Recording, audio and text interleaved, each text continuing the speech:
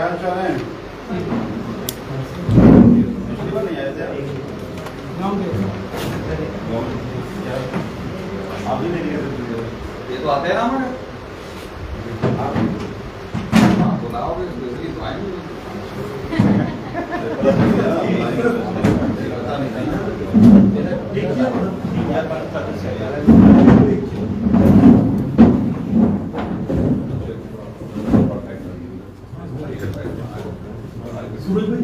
थोड़ा सा आगे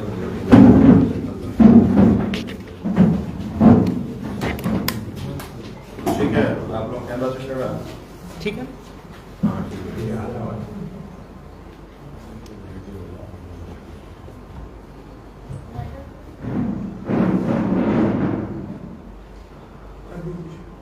करें शुरू? सभी पत्रकार साथियों को नमस्कार। आज की महत्वपूर्ण प्रेस वार्ता को प्रदेश प्रभारी आदरणीय संजीव झा जी संबोधित करेंगे। साथ में प्रदेश के वरिष्ठ उपाध्यक्ष गोपाल साहू जी, प्रदेश के सचिव उत्तम जायसवाल जी और मैं सूरज उपाध्याय मुख्य प्रवक्ता। सभी पत्रकार साथियों को नमस्कार। जैसे कि अभी सूरज भाई ने बताया कि रात में एक जानकारी आई कि कांग्रेस के स्वास्थ्य मंत्री टी.एस. सिंहदेव साहब को उप मुख्यमंत्री बनाया गया है। पहले तो मैं उनको शुभकामनाएं देता हूँ। मेरे ख्याल से 60 दिन के लिए मुख्यमंत्री बने हैं, तो 60 दिन की मुख्यमंत्री बनने की ढेर सारी शुभकामनाएं। लेकिन मुझे ये लगता है कि ये आनंद फानन में मुख्यमंत्री बनाना कई तरह के सवाल खड़े करता है। पहला सवाल कि क्या कांग्रेस कोई डैमेज कंट्रोल कर रही है? क्या ये अब कांग्रेस मान रही है कि भूपेश बघेल पर छत्तीसगढ़ की जनता को भरोसा नहीं है? क्या ये कांग्रेस मान रही है कि पिछले 4.5 साल में छत्तीसगढ़ में भ्रष्टाचार हुआ है? छत्तीसगढ़ की जनता से जो वादा किया गया था, वादा को पूरा नहीं किया गया है। और ऐसे में जब चुनाव का समय है, तो जब भूपेश बघेल जी पे जनता का भरोसा खत्म हो रहा है, तो अब टी.एस. सिंहदेव जी को आगे किया जा रहा है।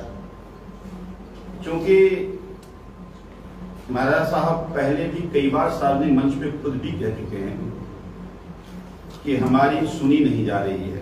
आप सबको याद होगा, वो चिट्ठी में लेकर के आया हूँ जब वो अपनी एक मंत्रालय को, पंचायत एवं ग्रामीण विकास मंत्रालय को जब वो छोड़ रहे थे, तो उन्होंने सार्वजनिक तौर पर वो उन्होंने माना था कि अधिकारी उनकी नहीं सुन रहे, चीफ सेक्रेटरी उनके बिना निर्णय ले रहे हैं, जिसके कारण जो 36 वादों में, और 36 वादे जब किए गए थे तो उस मैनिफेस्टो कमेटी के मेरे ख्याल से चेयरमैन हुआ करते थे भूपेश बघेल जी। उन्होंने कहा कि उस मैनिफेस्टो को हम पूरा नहीं कर पा रहे। तो मुझे ये लगता है कि अगर मुख्यमंत्री और उप मुख्यमंत्री में अगर इतना बड़ा गैप है, पूरे छत्तीसगढ़ की जनता ये मानती है कि 4.5 साल भूपेश बघेल अपनी मुख्यमंत्री पद बचाने की लड़ाई में जद्दोजहद में लगे रहे। उसका परिणाम ये हुआ कि आज छत्तीसगढ़ भ्रष्टाचार का सबसे बड़ा केंद्र बन के रह गया है। आज छत्तीसगढ़ की जनता से जो वादा किया गया था, आधे से ज्यादा वादा केवल घोषणा पत्र में है, और जो वादा पूरा भी किया गया वो आधे अधूरे किए गए। हसदेव के जंगल जब काटे जा रहे थे तो राजा साहब जाकर वहां बोले थे कि जंगल नहीं काटा जाएगा, जंगल काटे गए। तो क्या अब कांग्रेस को अपना स्टैंड क्लियर करना पड़ेगा कि जो जंगल काटे गए उसके लिए माफी मांगेंगे, और आगे क्या जंगल कटना रुकेगा? क्योंकि जब मुझे लगता है इनको मुख्यमंत्री बनाया जा रहा है, तो जो वादा राजा साहब ने हसदेव की जनता से, छत्तीसगढ़ की जनता से किया है, क्या उस वादों को भी पूरा किया जाएगा? क्योंकि हम ये देख रहे हैं कि आज कांग्रेस में कई तरह के गुट हैं। मुझे कई लोगों ने ये भी जानकारी दी, और आप लोगों के संज्ञान में होगा कि कई सारे और वरिष्ठ मंत्री जो पहले मुख्यमंत्री के दावेदार थे वो भी नाराज थे। तो क्या फिर कोई और इसी तरह से उप मुख्यमंत्री बनाया जाएगा? क्योंकि अगर उप मुख्यमंत्री के झुंझुना से नाराजगी खत्म हो सकती है तो मुझे लगता है फिर कई सारे और मुख्यमंत्री इस तरह से बनेंगे। चौथी बात मैं देख रहा हूं कि आज कांग्रेस एक युद्ध का अखाड़ा बन गया है, कुरुक्षेत्र बन गया है। वो प्रभारी जी हरियाणा से आते हैं तो मुझे लगता है कि छत्तीसगढ़ को कुरुक्षेत्र बना दिया गया है। आप सबको भी संज्ञान में होगा, क्योंकि पब्लिक प्लेटफॉर्म पे बातें आई थी कि संगठन के जो अध्यक्ष हैं और जो प्रदेश के प्रभारी हैं उनके बीच कुछ रिश्ते अच्छे नहीं हैं। पहले वो लिस्ट प्रदेश अध्यक्ष के जरिए संगठन की लिस्ट जारी की जाती है, फिर उनके द्वारा रोका जाता है। तो मुझे लगता है कि आज कांग्रेस एक अखाड़ा बन गया है। तो ऐसे में अब प्रदेश की जनता ये जानना चाहती है कि दो असहमत व्यक्ति को इकट्ठा करके सहमति की तरफ कैसे जाएगा, और अगर दो असहमत व्यक्ति इकट्ठा होगा तो फिर इसका हर्जाना राज्य की जनता क्यों होगी, या ये दो दिशाओं में चलेगा। राजा साहब अपने एजेंडा पे काम करेंगे और भूपेश जी अपने एजेंडा पे काम करेंगे। मुझे लगता है कि कांग्रेस की लीडरशिप में भी, कांग्रेस के संगठन में भी एक तरह से कंफ्यूजन का माहौल है। तो ऐसे में मुझे ये लगता है कि आज क्षेत्र की, राज्य की जनता ये जानना चाहती है कि बाकी जो अब वादे हैं, क्या वो वादे अगर इनको मुख्यमंत्री बनाया गया तो उस वादे को पूरा किया जाएगा। इस संशय के माहौल में जो पिछले 4 साल में छत्तीसगढ़ को लूटा गया है, मुझे लगता है कि उसकी भरपाई होगी। ये भी तय नहीं कर पा रही है कांग्रेस कि अगर उप मुख्यमंत्री उनको बनाया गया है तो आखिर फिर आगे चेहरा उनको बनाया जाएगा, किसके नेतृत्व में चुनाव लड़ा जाएगा। तो इन सारे वाक्यों से ये दर्शाता है कि छत्तीसगढ़ में कांग्रेस की जमीन खिसक गई है।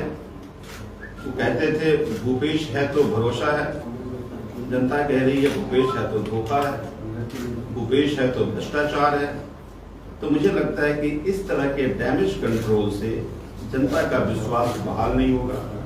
जनता ने जिन उम्मीदों से कांग्रेस की सरकार बनाया था, एक एक उम्मीदों को कांग्रेस की सरकार ने, कांग्रेस की सरकार के मुखिया ने, उस सभी वादों को, सभी भरोसा को उन्होंने तोड़ा है। और यही कारण है कि अब छत्तीसगढ़ की जनता एक विकल्प की तलाश में भी है।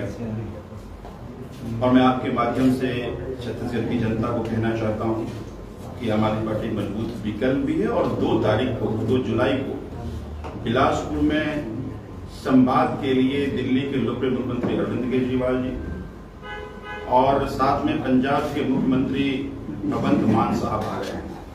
मैं आप सभी पत्रकार बंधुओं को भी वहां आने की इन्विटेशन देता हूं और आपके जरिए मैं छत्तीसगढ़ की जनता को भी ये निवेदन करता हूं कि आए और किस तरह से हम अब राज्य को जिस उद्देश्य से बनाया गया था उस उद्देश्य की पूर्ति के लिए किस तरह से काम करना चाहिए, इस विस्तार से बात और चर्चा करेंगे। आपको क्या लगता है कि इस तरह का जो राजनीतिक डेवलपमेंट हुआ उससे आप लोग अपनी जगह और अपने आप को कहाँ पाते हैं, आप लोगों को कितना लाभ? देखिए, हम तो डे 1 से ये कहते आ रहे हैं कि भूपेश बघेल जी या कांग्रेस की सरकार 5 साल में 15 साल के भ्रष्टाचार के रिकॉर्ड को तोड़ दिया। लेकिन उसके बावजूद अगर भूपेश बघेल जी मुख्यमंत्री केवल इसलिए बने रहे, सत्ता में केवल इसलिए रहे क्योंकि पूरे देश की कांग्रेस का संगठन छत्तीसगढ़ की सरकार से चल रही थी।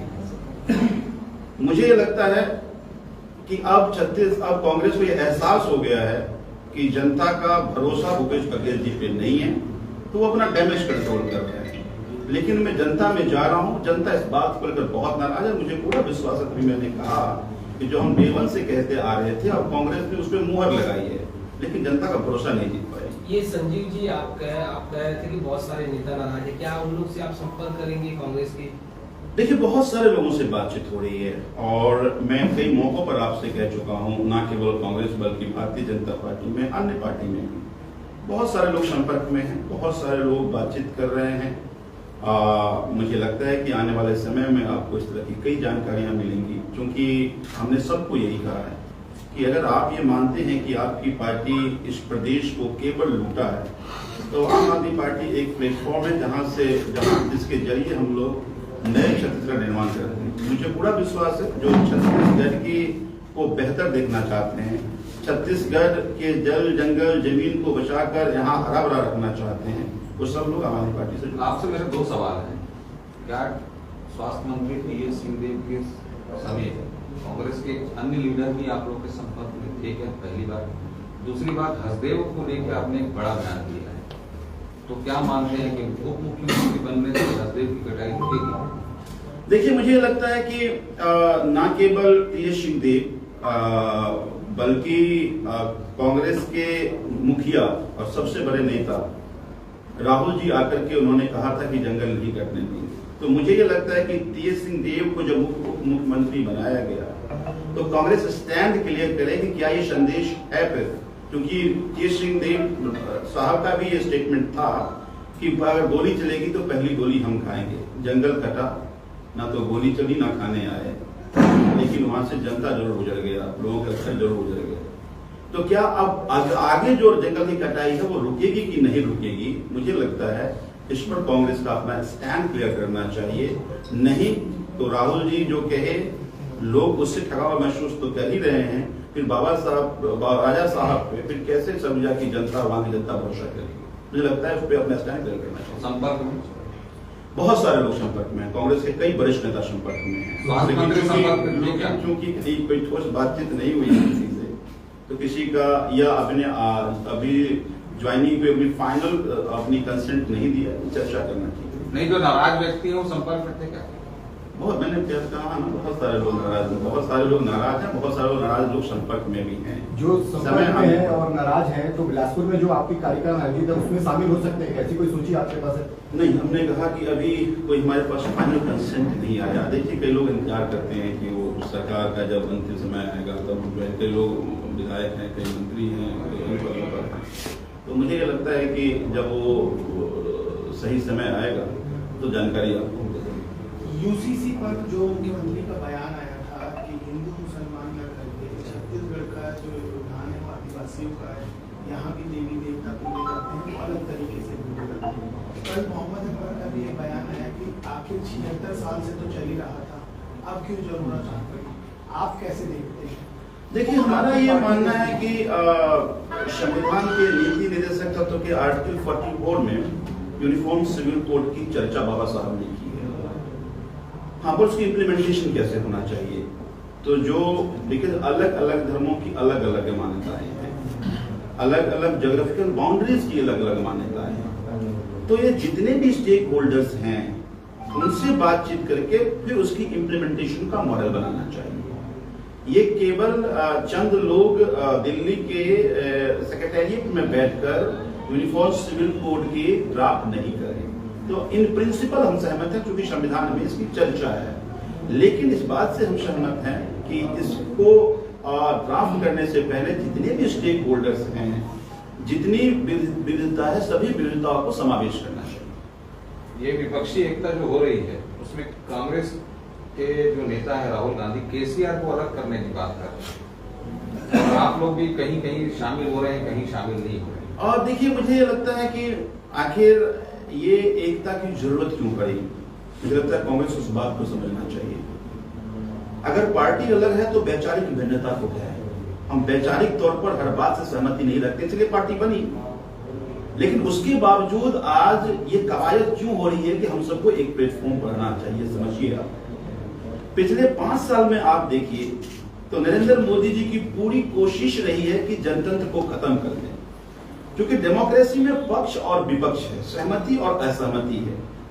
तो विपक्ष को हम, अगर किसी राज्य में विपक्ष की सरकार बन गई तो आप उसको या तो डरा रहे हैं अपने ईडी के जरिए, अपने सीबीआई के जरिए, फिर कंधे बंदूक रख रहे हैं, कह रहे हैं या तो हमारे पास आ जाओ नहीं तो तुम्हारी जगह जेल में है।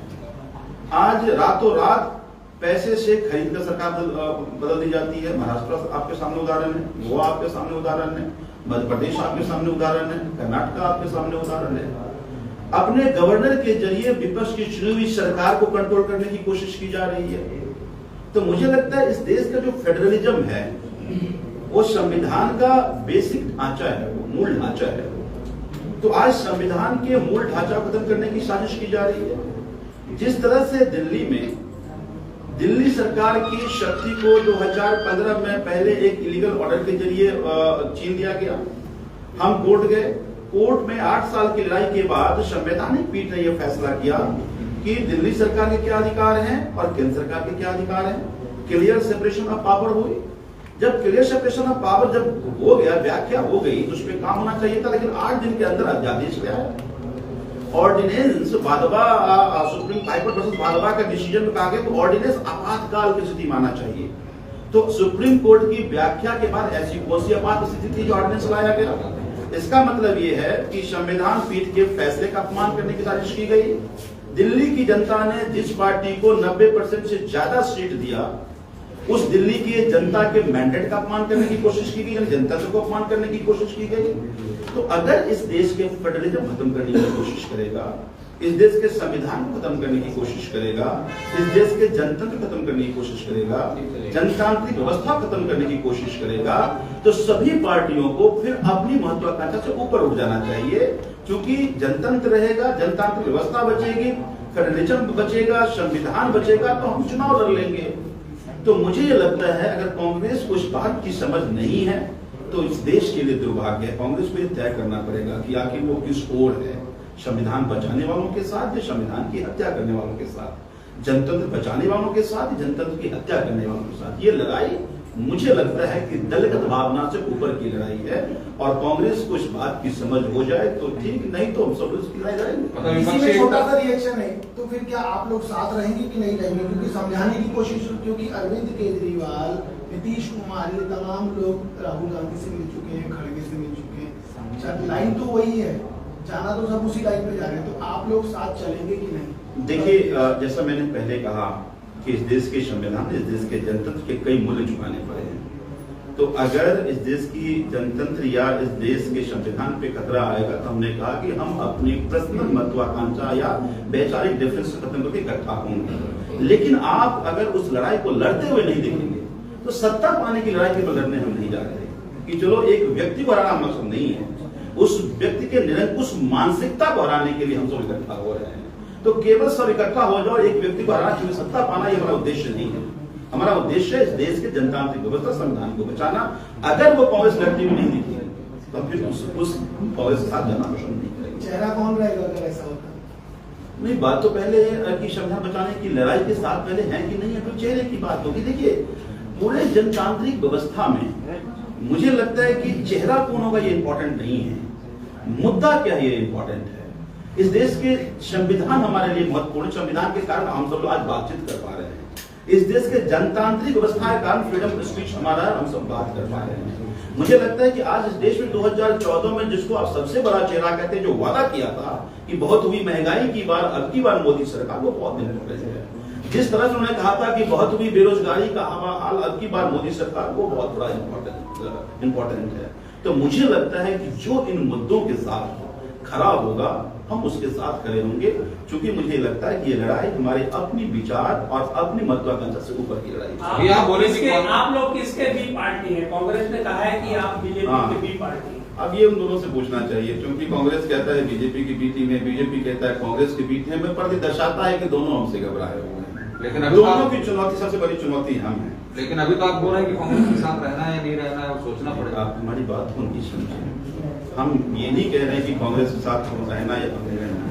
कौन संविधान बचाने की लड़ाई लड़ेगा हम उसके साथ खड़े रहेंगे। सत्ता पाने की लड़ाई में हम नहीं जाना चाहते हैं। संविधान बचाना है तो जो व्यक्ति निरंकुश है, उस निरंकुश व्यक्ति की औकात दिखाना बहुत जरूरी है। और मैं ये मानता हूँ कि इस तंत्र के, देश के जनतंत्र की बुनियादी बहुत मजबूत है। जब जब इस देश में कोई शासक निरंकुश होने की कोशिश किया है, इस देश की जनता ने उसको अपना औकात बताया है। तो मुझे लगता है कि जो इस लड़ाई में जनता नेता साथ करें, हम उनके साथ करें। इसका मतलब नीतीश कुमार सत्ता पाने के लिए पूरी कवायद कर रहे हैं? देखिए, जब ऑर्डिनेंस की बात लेकर हम गए थे तो सभी कांग्रेस को छोड़कर सभी अपोजिशन ने कहा कि हम इसके साथ खड़े हैं। तब हमने कहा कि ये लड़ाई अब दो तरह की लड़ाई है। पहली, जब ऑर्डिनेंस के खिलाफ हम एकजुट हो जाते हैं तो उनके अहंकार की हार होती है, और फिर ऐसे व्यक्ति को भी हराना इसलिए जरूरी है कि 5 साल में इस देश के जनतंत्र को खत्म करने की पूरी साजिश करी है। जितने भी इंडिपेंडेंट एजेंसी थी, सभी इंडिपेंडेंट एजेंसी को अपनी पार्टी के इकाई बनाकर काम किया है। तो ऐसे मानसिकता को हराने की जरूरत है। तो इसलिए हम सब लोग फिर उस राय के साथ हैं।